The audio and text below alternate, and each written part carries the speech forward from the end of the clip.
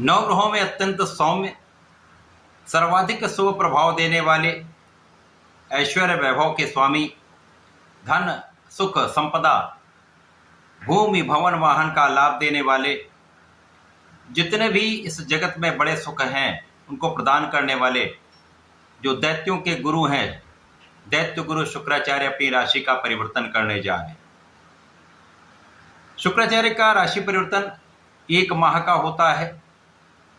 शुक्राचार्य वर्तमान समय में अपनी उच्च राशि में गोचर कर रहे हैं, जहां से ये 31 मई के प्रातःकाल 11:16 पर अपनी राशि का परिवर्तन कर लेंगे तथा मेष राशि में प्रवेश कर जाएंगे।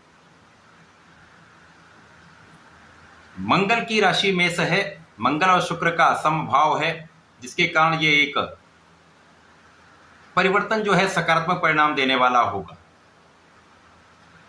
प्रिय दर्शकों, शुक्राचार्य चूंकि इस जगत में ऐश्वर्य वैभव को प्रदान करते हैं, धन संपदा भी देते हैं, स्त्री सुख संतान सुख के कारक हैं, इसी प्रकार से ये भोग विलास के भी कारक हैं।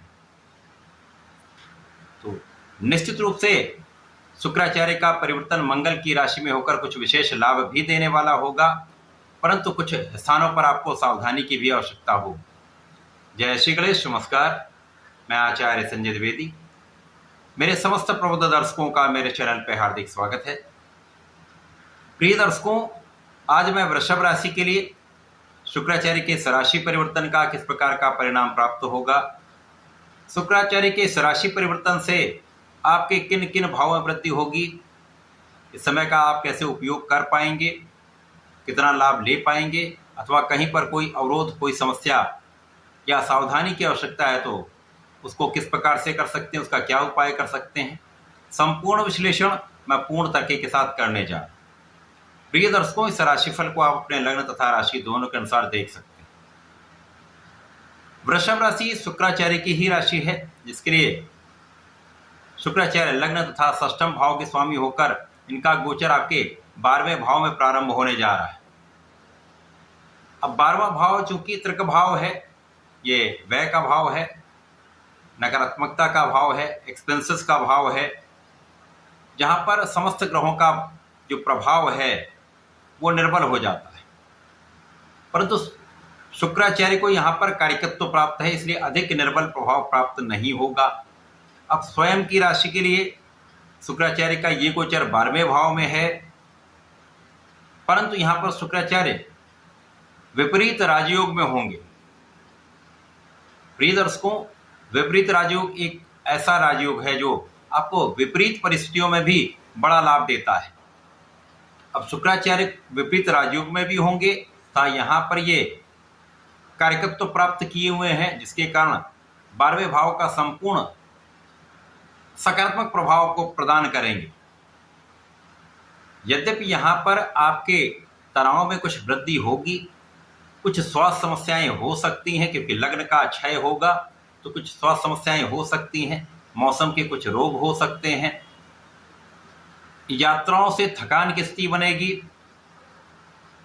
अत्यधिक यात्राएं आपके लिए कष्टकारी हो सकती हैं। इस समय में आपको अपने स्वास्थ्य का ध्यान रखना चाहिए, अनावश्यक यात्राओं को टाल दें। व्यापारिक यात्राओं में आपको लाभ अवश्य होगा, आध्यात्मिक यात्राओं में आपका व्यय भी होगा, आपको लाभ भी होगा, आप संतुष्ट भी होंगे। और चूंकि इस भाव का कारिकत्व है तथा इस भाव से विपरीत राजयोग प्राप्त हो रहा है, जिसके कारण कुछ व्यय अधिक हो सकते हैं, परंतु आपके लाभ में भी वृद्धि निश्चित है। इस समय में आपका प्रभाव निश्चित रूप से बढ़ेगा। इस समय में आपका व्यवहारिकता का भाव, आपके व्यक्तित्व का प्रभाव विशेष रहने वाला है। इस समय में आपके सुख संपदा ऐश्वर्य वैभव में निश्चित रूप से वृद्धि होगी। इस समय में आप सुखों का उपभोग कर पाएंगे, सुख साधन आप बढ़ा पाएंगे। इस समय में जो जातक नौकरी के लिए प्रयास कर रहे थे उनको नौकरी का योग बनेगा। जो जातक अपने नए कार्यक्षेत्र में जाना चाहते थे, किसी कार्यक्षेत्र में जाना चाह रहे थे, जिस कार्यक्षेत्र में वहां पर अवसर की प्राप्ति करना चाह रहे थे, आपका कार्य सिद्ध होगा। इस समय में आप शत्रुओं से भी लाभ ले पाएंगे। यद्यपि यहाँ पर शत्रु बनते रहेंगे परंतु उनका पराभव भी होता रहेगा। आपको केवल यहाँ पर भोग विलास से बचना चाहिए, यहाँ पर किसी प्रकार के व्यसन से आपको बचना चाहिए, स्वार्थी मित्रों से आपको बचना चाहिए, यहाँ पर किसी भी विवाद से आपको बचना चाहिए। यदि आप इन सब पर नियंत्रण कर लेते हैं, सावधान रहते हैं, तो समस्याएं ना के बराबर होंगी, लाभ आपका निश्चित रूप से बढ़ेगा। इस समय में स्त्रियों का सम्मान करें, स्त्रियों से संबंधित किसी भी प्रकार के विवाद में पड़ने से बचें, चाहे वो आपका हो या आपके मित्रों का। समय में आपको स्त्री सुख प्राप्त होगा, सैया सुख प्राप्त होगा तथा इस समय में आपके ऐश्वर्य वैभव सुख संपदा में संपूर्ण रूप से वृद्धि का योग दिख रहा है। यहां स्वास्थ्य में कुछ व्यय हो सकता है।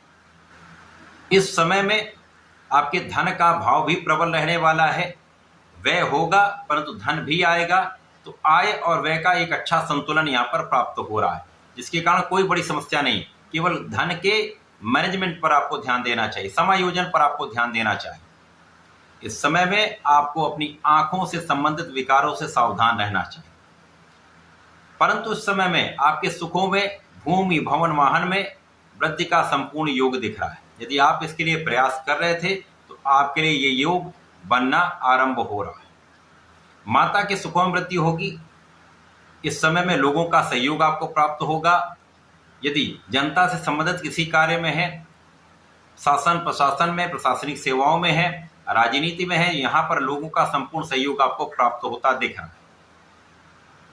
वृषभ राशि के लिए शुक्राचार्य का परिवर्तन 12वें भाव में होकर कुछ स्वास्थ्य समस्याएं देगा, कुछ तनाव बढ़ाएगा, परंतु लाभ भी अच्छी मात्रा में आपको प्राप्त हो रहा है। यहाँ पर आपके सुख संसाधन बढ़ रहे हैं, नौकरी का भाव प्रबल हो रहा है, आपके लिए लोगों का सहयोग आपको प्राप्त हो रहा है।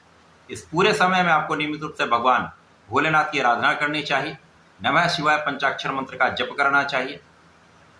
भगवान भोलेनाथ पर प्रत्येक शुक्रवार को पंचामृत से अभिषेक करें, घर से बनाकर पंचामृत ले जाए, वहां पर अभिषेक करिए, जल अर्पित करिए, भगवान का आशीर्वाद लीजिए। हाँ, इस समय में यदि श्वेत मिष्ठान भगवान को अर्पित कर देते तो विशेष लाभ आपको प्राप्त होगा। चंदन की सुगंध का अर्पण करें तो विशेष लाभ आपको प्राप्त होगा, संपूर्ण लाभ आप ले पाए। तो ऐसा करके इसका उपयोग करें, लाभ लें। धन्यवाद, नमस्कार।